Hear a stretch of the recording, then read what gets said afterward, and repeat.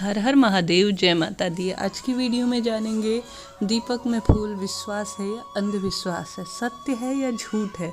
इसी बारे में आज का वीडियो है। कई कमेंट्स भी मिलते हैं आप सबके और साथ ही रियल लाइफ में भी यह कई तथ्य जो है सुनने समझने को मिलते हैं कि यह कुछ नहीं होता, दीपक में फूल बनना एक स्वाभाविक क्रिया है, यह ईश्वर का कोई संकेत नहीं है। या इस तरह के कई लोग जो हैं अपनी अपनी प्रतिक्रियाएं देते हैं। उनके सोचने का तरीका भी उनके हिसाब से है। उनके लाइफ में कुछ ऐसा मैं मानती हूँ घटा होगा, उन्होंने अभी ईश्वर को समझना जो है आरंभ नहीं किया है, उनके साथ शायद ऐसी घटनाएं नहीं हुई हैं। परंतु जो लोग ईश्वर को मानते हैं, जानते हैं, उन्हें पता है कि वाकई में ईश्वर जो है हर जगह विद्यमान है। वह दीपक में फूल बनाकर भी अपना संकेत देते हैं। वह पत्थरों में भी वास करते हैं, वह फूल में भी वास करते हैं, वह पत्तियों में भी वास करते हैं, नदियों में भी वास करते हैं। जहाँ जहाँ हम उन्हें अपने स्वरूप में देखते हैं, हमारा विश्वास उन पर है, वहाँ वहाँ वह जो है वास करते हैं। तो ऐसे में कैसे वह दीपक में फूल में जो है वास नहीं कर सकते, आप बताइए। सबसे पहले हम जब दीपक प्रज्वलित करते हैं तो सबसे पहले जो भी छोटी सी पूजा करते हैं, जब तब ध्यान करते हैं, दीपक में जब दीपक प्रज्वलित किया जाता है तभी जो है कोई भी पूजा की शुरुआत की जाती है। उसके बिना जो है कोई भी पूजा पूरी नहीं मानी जाती। तो ऐसे में आप कैसे कह सकते हैं कि दीपक में फूल बनना एक अविश्वास है, एक झूठ है।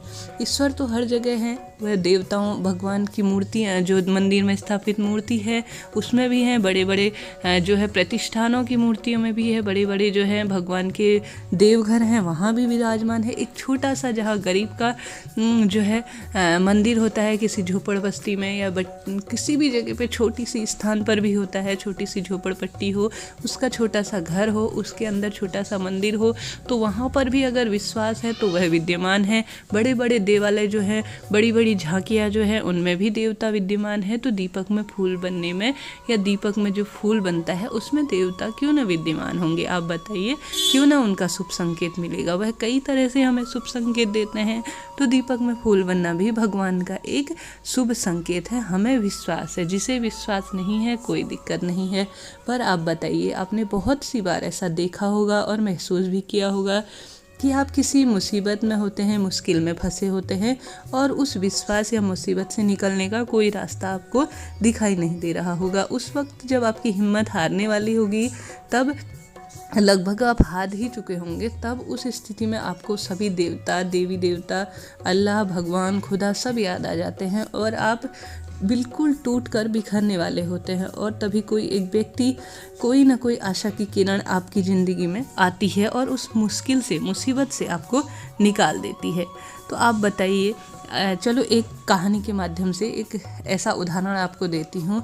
आप कहीं जा रहे हों और किसी जगह पर आपकी गाड़ी ख़राब हो गई हो, जहाँ जंगल हो, सुनसान रास्ता हो और डरावनी रात का अंधेरा हो और आपके मोबाइल का नेटवर्क भी नहीं आ रहा हो और मोबाइल की बैटरी भी है वो है डाउन हो गई हो, मोबाइल भी जो है उसमें बैलेंस भी करीब करीब ख़त्म हो गया हो। मतलब यह है कि किसी भी से आप कांटेक्ट नहीं कर पा रहे हैं, इधर उधर से कोई गुजरता हुआ भी आपको नहीं दिख रहा है, तो आपकी मदद कहीं से नहीं हो पा रही है। अब आप सोचिए उस रात में आपकी क्या हालत होगी। एक तो रात, ऊपर से बदमाश, डकैत, जंगली जो जानवर हैं उनका डर अलग से रहेगा।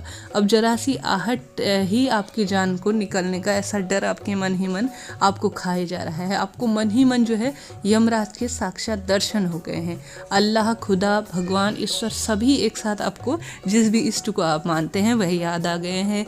और जहाँ पर सिर्फ एक ही बात आ रही है कि हे प्रभु, हे मालिक, हे माता रानी, हे मेरे भगवान, मुझे बस इस बार निकाल लें और आगे चलकर मैं कभी भी कोई भी गलती नहीं करूँगा, सही सलामत मुझे घर पहुँचा दे।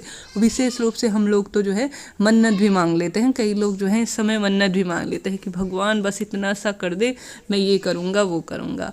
आपका जो है खून एकदम सूखने लग जाता है, थर थर आपके मन ही मन ऐसा लगने लग जाता है कि अब मैं क्या करूँ, कहाँ जाऊँ, मेरे पीछे जो परिवार है वह क्या करेगा। कई तरह के मन में सवाल आ जाते हैं। फिर कोई आपके पास आकर रुकता है और आपकी मदद करता है, जिससे आप सही सलामत अपने घर पहुंच जाते हैं और घर पहुंचकर आप उस व्यक्ति को जो है बार बार धन्यवाद दे रहे हैं। तो इससे क्या सीखने को मिलता है आपको? अब यहाँ पर एक सोचने की बात है, क्या वह व्यक्ति अपनी मर्जी से आया था? क्या उसका आना एक इत्तेफाक था या उसे सब उसे जो है भगवान ने भेजा था, उस मालिक ने भेजा था, उस प्रभु ने भेजा था, उस माता रानी ने भेजा था, या उस खुदा ने भेजा था, जिसे आप जिस भी तरह से मानते हैं। आप बताइए, जहाँ तक मेरा मानना है उसे उस मालिक ने, उस भगवान ने, उस ईश्वर ने भेजा है, ताकि वह उस मुश्किल में, उस मुसीबत से आपको बाहर निकाल सके। क्योंकि ईश्वर सभी जगह नहीं आ सकते, वह सिर्फ संकेतों के माध्यम से आपको जो है विश्वास दिला रहे हैं कि मैं आपके साथ हूँ। वह आपकी मदद करने के लिए किसी न किसी स्वरूप में, किसी न किसी संकेत में, किसी न किसी उदाहरण में, किसी न किसी तरह से आपको जो है शुभ संकेत दे रहे हैं। बस आप इसे समझिए, पूर्ण विश्वास रखिए अपने उस ईश्वर के ऊपर। यही आज का विषय था कि भगवान को मानने में आपका क्यों जो है अविश्वास के पात्र बन रहे हैं। कई लोग कहते हैं कि कुछ नहीं होता। आप बताइए, जब आप मुसीबत में होते हैं तो आप किसको याद करते हैं सबसे पहले? सुख में तो कोई ध्यान नहीं करते कि यह कुछ नहीं होता, इस तरह की घटनाएं। परंतु जीवन में जब कोई मुसीबत आती है तो सबसे पहले हम उस भगवान को ही याद करते हैं। तो आप बताइए कि दीपक में फूल बनना क्यों एक भगवान का संकेत नहीं हो सकता? यह पूर्ण रूप से भगवान का एक संकेत है। दीपक जो है अग्नि देवता का सबसे पहले सूचक माना जाता है, सबसे पहले उन्हीं को प्रज्वलित किया जाता है किसी भी पूजन में। तो आप बताइए, भगवान साक्षात उस पर अपना संकेत क्यों नहीं देंगे? वीडियो आपके लिए हेल्पफुल रहा हो, अपने कमेंट्स मुझे ज़रूर बताइएगा। राधे राधे।